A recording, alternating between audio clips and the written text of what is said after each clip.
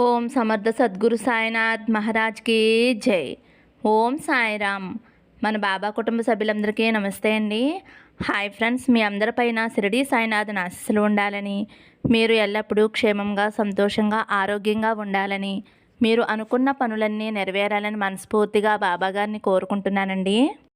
Friends, మీరు ఇప్పటి వరకు కూడా ఎక్కడెక్కడో జ్యోతిష్యం చెప్పించుకుని జీవితంలో ఎటువంటి మార్పు లేక విసుగు చెంది ఉంటారు కదండి. కానీ ఒక్కసారి శ్రీ సాయిబాబా ఆశీస్సులతోటి గురూజీ సీతారామరాజు గారు జ్యోతిష్యం చెప్తారండి. Phone number 9989794560. మీకు ఎటువంటి సమస్య ఉన్నా సరే, ప్రేమ, పెళ్ళి, ఉద్యోగం, రాజకీయం, విదేశీ ప్రయాణం, అప్పుల బాధలు, ఆస్తి తగాదాలు, భార్యాభర్తల మధ్య గొడవలు, ఇలా ఎటువంటి సమస్య ఉన్నా సరే ఆ సమస్యకు తగిన పూజలు చేసి గురువుగారు పరిష్కారం చూపిస్తారండి. ఒక్కసారి గురువుగారిని కాంటాక్ట్ అవ్వండి. నమ్మకంతో కాల్ చేయండి, అంతా మంచి జరుగుతుందండి. ఇంక ఈరోజు వీడియోలోకి వెళ్ళిపోదాము. తల్లి, రాత్రి 9 గంటల లోపు ఒక శుభవార్తను తప్పకుండా వింటావు. వెంటనే దుర్గమ్మ తల్లిని తాకి ఆ శుభవార్త ఏమిటో తెలుసుకో తల్లి అని అయితే మన బాబాగారు అంటున్నారండి. బాబాగారు ఇలా ఎందుకు చెబుతున్నారో బాబాగారి మాటల్లోనే తెలుసుకుందామండి. చిన్న రిక్వెస్ట్ ఫ్రెండ్స్, మన వీడియోస్కి అయితే ఒక చిన్న లైక్ ఇవ్వండి. అలాగే ఫస్ట్ టైం చూసేవారైతే మన బాబా భక్తి ఛానల్ తప్పకుండా సబ్స్క్రైబ్ చేసుకోండి. ఇంక వీడియోలోకి వెళ్ళిపోదాము.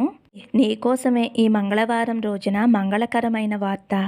ఇప్పటి వరకు నిన్ను వేధిస్తున్న సమస్యలు, చిక్కుముడులు అన్నీ తొలగిపోయాయి. ఇక ఈ రోజు నుంచి నీ జీవితం మొత్తం కూడా సంతోషాలు వెల్లువిరుస్తాయి. దుర్గమ్మ తల్లి ఆశీర్వాదం నీకు నిండుగా ఉంది. ఎప్పుడూ కూడా ఆ అమ్మ ఆశీర్వాదం పొందిన వారికి చల్లని చూపులు అందుతాయి. నువ్వు పడిన కష్టాలకి ఎన్నో రెట్లు ఆనందాలు అందుకుని ఆశ్చర్యపోయే సమయం తల్లి ఇది. ఎలా ఉంటుంది అంటే, ఏది తలుచుకున్నా సరే అది తక్షణం జరుగుతుంది. అందుకోసం నువ్వు పెద్దగా శ్రమించే పనేమీ లేదమ్మా. అయితే నువ్వు ఒక చిన్న పనైతే చెయ్యాలి.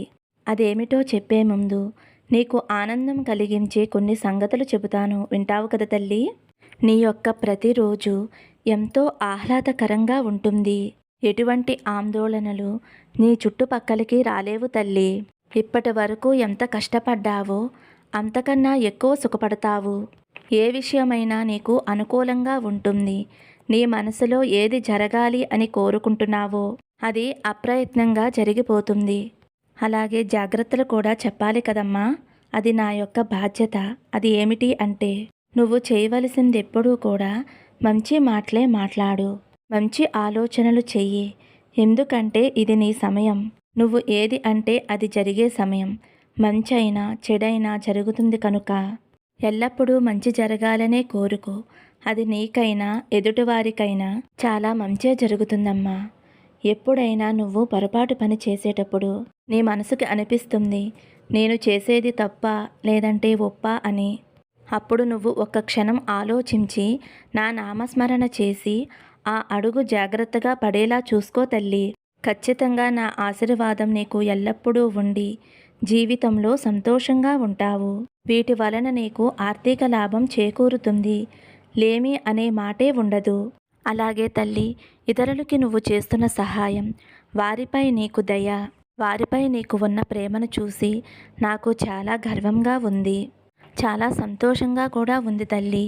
నువ్వు చేస్తున్న ఈ సేవలను అందుకునేవారు ఎంతో ఆనందం అనేది పొందుతారు. వారి ఆనందం, వారి ఆశీస్సులు నీకు, నీ పిల్లలకి మాత్రమే కాదు, నీ వంశాన్ని వృద్ధిలోకి తీసుకువస్తుందమ్మా. అంతేకాకుండా మీ వంశంలో వారు తరతరాలకి ధనానికి లోటు లేకుండా జీవిస్తారు. నీ సేవా కార్యక్రమంలో ఎటువంటి ఆటంకం లేకుండా నేను చూసుకుంటాను తల్లి. దానికి అవసరమైన ధనం సమకూరేలా నేను తోడ్పడతాను. ఈ సేవలు నీ తర్వాత తరం వాళ్ళు కూడా చేసేలాగా ఏర్పాటు చేయి తల్లి. 10 మందికి సహాయపడితే వచ్చే ఆనందం వారికి తెలియచేయి తల్లి. ఎవరికి నువ్వు ఏది పంచావో అది నీకు కొన్ని రెట్లై చేరుతుంది తల్లి. అయితే ముందుగా నీ కుటుంబం యొక్క బాధ్యతలు నెరవేర్చిన తర్వాతే ఏ సేవలైనా తల్లి. ఎందుకంటే నీ తల్లిదండ్రులు, భార్య, బిడ్డలు నీ పైన ఎంత ప్రేమ ఆప్యాయతలు కలిగి ఉంటే నీకు వారి మద్దతు, బలం లభిస్తుంది. అప్పుడే నువ్వు ఏ పనైనా సరే మనస్ఫూర్తిగా చేయగలవు. సంతోషంగా ఉండమ్మా. నా ఆశీర్వాదం నీకు ఎప్పుడూ ఉంటుంది. ఇప్పుడు నువ్వు ఉన్న పరిస్థితుల్ని తట్టుకుని ఖచ్చితంగా నెగ్గుకుని వస్తావు తల్లి. నువ్వు చేసిన శ్రమకి తగిన ఫలితాలు వచ్చే సమయంలో ఎందుకు తల్లి అంత దిగులు పడుతున్నావు? ఇంకా నమ్మకం కుదరలేదా? నేను ఎన్నడూ కూడా కష్టజీవుల్ని వదిలిపెట్టను. నీ కష్టానికి తగిన ఫలితం ఇచ్చే తీరుతాను తల్లి. నీ కష్టం ఏంటన్నది నీకంటే నాకే బాగా తెలుసు. నువ్వు రేయింబవళ్ళు అలుపెరగక కష్టించిన తీరు నన్ను ఎంతో ఆనంద ఆశ్చర్యాలకి గురిచేస్తూ ఉంటుందమ్మా. నువ్వు ఎప్పుడూ కూడా నీ పనినే దైవంగా ఆరాధించావు. అటువంటి వారికి ఎందుకు తల్లి మంచి జరగకుండా ఉంటుంది? కష్టించే వారికి, శ్రమపడే వారికి, మంచి వారికి భగవంతుడు ఎప్పుడూ కష్టాలు పెడతాడు అని నువ్వు అనుకుంటున్నావు. నిజమే తల్లి. నువ్వు ఎంతవరకు నిలబడగలుగుతావా అని ఆ భగవంతుడు పరీక్ష పెడతాడు. అది తట్టుకుని నిలబడటం నీ పరిస్థితుల్లో కష్టమే, కానీ అది తట్టుకుని నిలబడితే జీవితమంతా కూడా నీకు ఎంతో సంతోషాన్ని ఇస్తుంది. నువ్వు కష్టాల్లో ఉన్న కాలం ఏ సహాయం అందలేదు అని నువ్వు అనుకుంటున్నావు కదా తల్లి. కానీ ఒక్క విషయం తెలుసుకో అమ్మా. నువ్వు కష్టకాలంలో ఉన్నప్పుడు నీ ఒంట్లో ఎంతో శక్తి ఉంటుంది. నీ వయసుకి ఆ కష్టం తట్టుకునే శక్తి కూడా ఉంటుంది. కాబట్టి వచ్చిన కష్టాన్ని ఎదుర్కొని ధైర్యంగా పోరాడుతావు. అప్పుడే నీ కష్టకాలాన్నంతా కూడా అనుభవించేస్తావు. ఇక అనుభవించటానికి సంతోషం మాత్రమే ఉంటుందమ్మా. కూడా నువ్వు ఒక విషయం గుర్తుపెట్టుకో తల్లి. ప్రతి మనిషి కూడా భగవంతుడి పెట్టే పరీక్షలో ఏదో ఒక సమయంలో హాజరవ్వాల్సిందే. అది నీ ఒంట్లో శక్తి ఉన్నప్పుడు హాజరైతే నెగ్గి తీరుతావు. ఇది నిజమే కదా తల్లి. నువ్వు ఇప్పుడు అన్ని పరీక్షలు నెగ్గావు. జీవితకాలంలో సకల సుఖాలు అందుకుని సంతోషంగా ఉంటావు అని నేను నీకు మాట ఇస్తున్నానమ్మా. నువ్వు కోరింది ఎప్పుడూ కూడా నేను కాదనలేదు తల్లి. సొంత ఇల్లు కావాలి అని పట్టుదలగా ఉన్నావు కదమ్మా. ఆ కల నిజమైతే నీకు చాలా ఆనందంగా ఉంటుంది. కానీ నీ కుటుంబం యొక్క ఆర్థిక పరిస్థితి వృద్ధిలోకి రాలేదు. ఎన్నో ఆర్థిక అవసరాలు నీ ముందర ఉన్నాయి. అవన్నీ ఒడ్డుకి చేరుస్తేనే కానీ నీవు కంటున్న కలలు నెరవేర్చుకోలేని పరిస్థితి నీది. ఎప్పుడూ కూడా ప్రతి ఒక్కరికి సొంతింటి కల నెరవేర్చుకోవాలి అని ఉంటుంది. ఇల్లు ఒకటే కాదు, నీ మనసులో ఉన్న ఆశలన్నీ నాకు తెలుసమ్మా. అవన్నీ నెరవేరితే నువ్వు ఎంత ఆనందిస్తావో, నీ ఆనందం చూసి నేను అంత పరమానందం పొందుతాను. ఇవే కాదు తల్లి, నా బిడ్డలు ప్రతి ఒక్కరూ కూడా ఆనందంగా జీవిస్తే సంతోషించేది నేనేనమ్మా. ఎందుకంటే మీరు నన్ను మీ తల్లిదండ్రుల స్థానంలో ఉంచారు కనుక. అయితే బిడ్డ, నువ్వు కోరుకున్నట్లుగా ఇల్లే కాకుండా నీ మనసులో ఉన్న ప్రతి కోరిక నేను నెరవేరుస్తాను. నీ లక్ష్యం చేరుకుని అనుకున్నవన్నీ అందే అవకాశం ఇస్తాను. నీకు లభించే ఆర్థిక లాభం వలన నీకు ఉన్న ఆర్థిక సమస్యలన్నీ తొలగించుకుని నిర్మాణం చేపడతావు. నువ్వు ఏ తీరుగా అయితే ఇల్లు కట్టుకోవాలి అని ఊహించుకున్నావో, ఎప్పుడూ కూడా నీ బాబా చెప్పింది చక్కగా విని నువ్వు పాటిస్తే చాలు. ఎవరి మనసుని కష్టపెట్టకుండా ఎవరైనా ఆపదలో ఉన్నప్పుడు సాయం చేసి ఆదుకుంటే నీకు అంతా మంచే జరుగుతుంది తల్లి. ఎదురు చూస్తున్న శుభవార్త రానే వచ్చింది. నీ 12 సంవత్సరాల తపస్సు ఫలించబోతుందమ్మా. ఇకపై నీ జీవితం అనంతమైన సంపదలతో నిండిపోబోతుంది. కష్టాలను ఎదుర్కొంటూ ధైర్యంగా కాలాన్ని వెళ్ళబుచ్చావు. మీరు గడిపిన ఒక్కొక్క రోజు గడవాలి అంటే ఎంత కష్టంగా ఉండేదో నేను చూశాను తల్లి. కానీ అంతా బాగున్న సమయంలో షిరిడీ రావాలి అని మీరు ఎన్నో కలలు కన్నారు. అంతా బాగున్న సమయంలో షిరిడీ రావాలని ధనం కొద్ది కొద్దిగా పోగు చేసి ఉంచావు. కానీ అనుకోని ఆపద రావటం వలన ఆ ధనం ఇంటి ఖర్చులకు ఉపయోగించడం వలన నువ్వు ఎంత వేదన చెందావో నాకు తెలుసు తల్లి. నాతో పదే పదే చెప్పేదానివి, బాబా, నీ షిరిడీ ప్రయాణానికి దాచిన సొమ్ము ఇంటి ఖర్చులకి వాడవలసి వస్తుంది. మన్నించు తండ్రి, వేరే దారి లేక అవి ఖర్చు పెట్టాను. పరిస్థితులు చక్కపడ్డాక మళ్ళీ కూడబెడతాను అని చెప్పుకున్నావు. నువ్వు ఆ సొమ్ము విలాసాల కోసం ఖర్చు పెట్టలేదు కదమ్మా. పిల్లల ఆకలి తీర్చేందుకు ఖర్చు పెట్టుకున్నావు. దానికి నేను సంతోషించాను. నువ్వు నాకు క్షమాపణలు చెప్పవలసిన అవసరమే లేదు తల్లి. పసిపిల్లల కడుపు నింపటం కంటే మృక్కులు నాకు ఇచ్చే కానుకలు, లేకపోతే వారిని ఆకలితో ఉంచి తీర్థయాత్రలు ఇలాంటివి నేను హర్షించను తల్లి. అందుకే తల్లి, నువ్వు చేసిన పని నాకు చాలా ఆనందాన్ని కలిగించింది. నేను ఎప్పుడూ కూడా నా పిల్లలైన మీ అందరికీ తిండికి బట్టకి లోటు ఉండకూడదని వారికి అవి సమకూర్చే ఏర్పాట్లు నేను ఖచ్చితంగా చేస్తాను. ఎప్పుడూ కూడా మీరందరూ సంతోషంగా ఉండాలి అన్నదే నా తాపత్రయం తల్లి.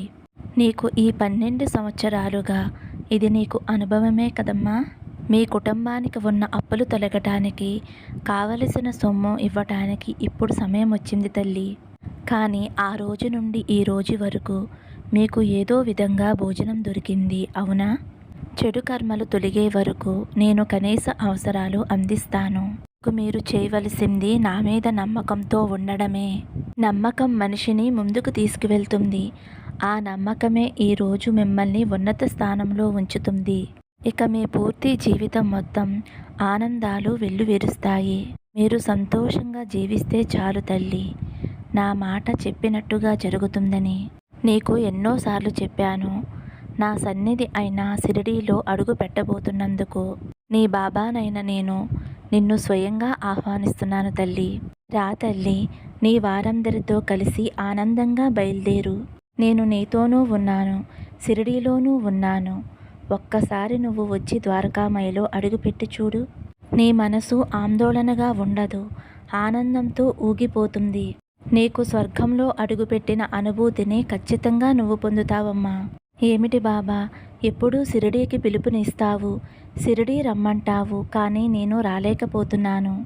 ఏదో ఒకటి చిన్న అడ్డంకుల వలన నేను ఆ అవకాశాన్ని కోల్పోతున్నాను. తల్లి, నువ్వు ఎప్పటికీ బాధపడకు. ఒక్కసారి వచ్చి నువ్వు షిరిడీలో ద్వారకామయిలో అడిగిపెట్టు. నీ కష్టాలు పరిష్కరించే మార్గం ఖచ్చితంగా కనిపిస్తుందమ్మా. షిరిడీ వచ్చాక నా నామం జపిస్తూ ఉండు. నా మందిరంలో ఎన్నో అద్భుతాలు చూస్తావు. అడుగడుగునా దర్శనమిస్తాను. ఏ రూపంలో అయినా నీ ముందుకు వస్తాను. షిరిడీలో స్వయంగా నేను రుచి చూసిన భోజనం కూడా నీకు దొరుకుతుంది తల్లి. సంతోషంగా స్వీకరించు. ఇక్కడ అడుగుపెట్టిన వారికి దారిద్ర బాధలన్నీ తీరిపోతాయి. జీవితాన్ని సంతృప్తిగా జీవిస్తారు. షిరిడీ వస్తున్నావు కదా తల్లి, నాకు ఏమి తీసుకొస్తావు? నువ్వు కోరుకున్న బహుమతి ఇస్తావా తల్లి? అయితే నీ కష్టాలన్నీ నా కానుకగా సమర్పించు. ఆ కష్టాలన్నీ కూడా సుఖాలుగా మారి తిరిగి ఇంటికి చేరే సమయంలో నీకు కానుకగా అందిస్తాను. నీకు నా మందిరంలో దర్శనం చేసుకుని ఇంటికి తిరిగి చేరేసరికి ఒక శుభవార్త నీ కోసం ఎదురు చూస్తూ ఉంటుంది. ఆ వార్త నీకు అనంతమైన ఆనందాన్ని ఇస్తుంది. ఎవరికి ఏది ఎప్పుడు ఎలా ఇవ్వాలో నాకు బాగా తెలుసు తల్లి. ఈ శుభవార్త అందాక నీ ప్రపంచం ఎంతో అందంగా మారబోతుంది. లోకంలో ఉన్న ప్రతి సంతోషం మీ ఇంటి తిరుగుతున్న ఆనందం కలుగుతుంది. ఏది వినాలి అని నువ్వు కలలు కన్నావో ఖచ్చితంగా అదే వింటావు. ఈ రోజుతో నువ్వు పడుతున్న బాధలు, అవమానాలన్నీ కూడా దూరంగా నీ నుండి వెళ్ళిపోతాయమ్మా. వాటి స్థానం సంతోషాలు, గౌరవ మర్యాదలతో నిండిపోతుంది. ఇదంతా నీ నమ్మకానికి, ఓర్పుకి ఇచ్చిన బహుమతి తల్లి. ఇకపై నువ్వు ఎలాంటి పద్ధతి పాటిస్తూ ఉంటే ఇక నీకు అంతా శుభమే కలుగుతుంది. అహంకారం, గర్వం నీ దరిదాపుల్లోకి రానివ్వకు. ఎవరినీ కూడా చులకనగా చూడవద్దు, చులకనగా చూడకూడదు. అలా చూస్తే కలిగే బాధ నీకు అనుభవమే కదా. కనుక అవసరం ఉన్నవారికి నీ వంతు సహాయపడు తల్లి. నువ్వు కోరుకున్న సంతోషాలు వస్తున్నందుకు సంబరపడు. మీకు నా ఆశీస్సులు ఎప్పుడూ ఉంటాయమ్మా. అలాగే దుర్గమ్మ తల్లి ఆశీస్సులు కూడా మీకు ఎల్లవేళలా ఉంటాయి. మీ కుటుంబాన్ని ముందుకు నడిపే ఆశీర్వాదం, ఆ అమ్మ అనుగ్రహం ఎప్పుడూ మీకు ఉంటుంది తల్లి. నీకు వీలు కుదిరితే ఈరోజు మంగళవారం కదా, అమ్మవారి గుడి చుట్టూ 9 ప్రదక్షిణలు కానీ 11 ప్రదక్షిణలు కానీ చేసి ఎవరితో మాట్లాడకుండా నువ్వు ఇంటికి వచ్చినట్లయితే తప్పకుండా నువ్వు ఏ శుభవార్త కోసం అయితే ఎదురు చూస్తున్నావో అది ఖచ్చితంగా నెరవేరుతుంది. సందేశాలన్నీ శ్రద్ధగా విని నీ జీవితాన్ని సంతోషంగా ఉంచుకోవాలని నా ఆశీస్సులు మీకు ఎప్పటికీ ఉంటాయి అని తెలియచేస్తున్నానమ్మా. ఫ్రెండ్స్, బాబాగారు సందేశం విన్నారు కదండి. దుర్గమ్మ తల్లిని తాకిన వారికి మంచి సందేశం అయితే అందించారు. మరి బాబాగారు చెప్పినట్లుగా చేసుకుని బాబాగారు సందేశం విని సంతోషపడతారని అనుకుంటున్నానండి. మరి బాబాగారు అందించిన ఈ సందేశం మీ అందరికీ కూడా నచ్చింది అనుకుంటున్నాను ఫ్రెండ్స్. నచ్చితే ఒక చిన్న లైక్ ఇవ్వండి. అలాగే ఫస్ట్ టైం చూసేవారైతే మన బాబా భక్తి ఛానల్ తప్పకుండా సబ్స్క్రైబ్ చేసుకోండి ఫ్రెండ్స్. అలాగే ఆల్ అనే సింబల్ ఉంటుంది ఫ్రెండ్స్, అది నొక్కండి. నేను పెట్టే ప్రతి వీడియో మీ వరకు వస్తుందండి. సర్వే జన సుఖినో భవంతు. సమస్తం సద్గురు సాయినాథార్పణమస్తు. శుభం భవతు. జై సాయిరామ్.